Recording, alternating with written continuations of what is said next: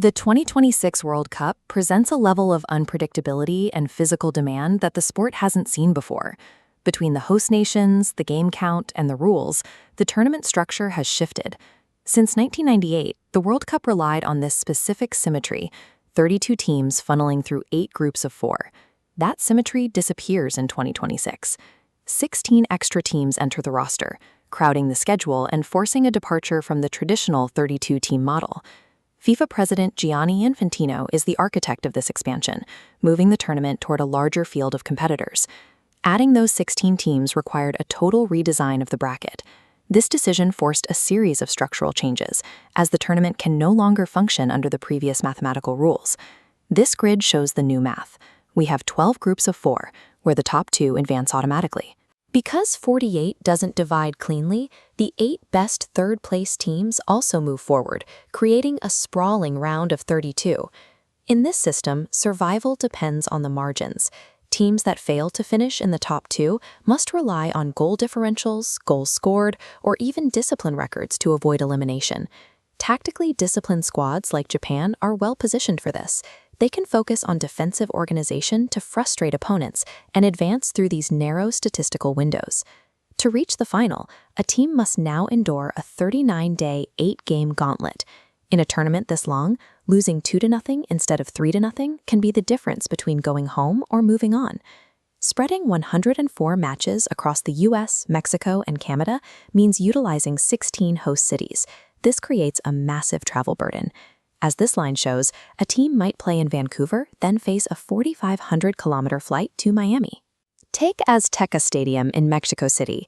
At 2,000 meters above sea level, teams play in thin air, which accelerates fatigue and complicates recovery. In contrast, venues like AT&T Stadium in Dallas present high heat and humidity. Players are constantly moving between high-altitude environments and oppressive tropical climates. Athletes are battling jet lag and rapid environmental changes, alongside their opponents on the pitch. This level of physical attrition forced lawmakers to implement new regulations to keep the game moving. To combat exhaustion and prevent delays, IFAB introduced strict time management rules. Referees will use a visible 5-second countdown to force faster restarts on throw-ins and goal kicks.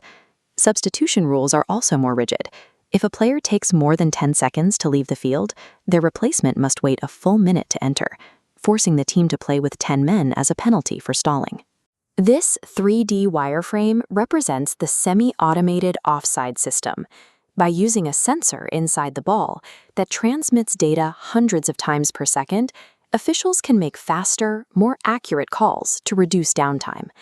To keep a tournament of this scale from grinding to a halt, the game is now regulated by automated tracking and relentless countdown clocks.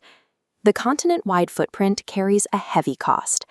Constant travel between host nations is expected to double the carbon emissions produced by previous World Cups. Fans face their own challenges. Unregulated dynamic pricing in North America means that resale tickets for high-profile matches could reach into the millions of dollars. Despite these hurdles, the expansion creates opportunities for new nations. Uzbekistan, seen here, is one of the debutants taking advantage of the additional slots. Veteran players like Cristiano Ronaldo will have to navigate this grueling format in what could be their final tournament, testing their physical limits against much younger competition.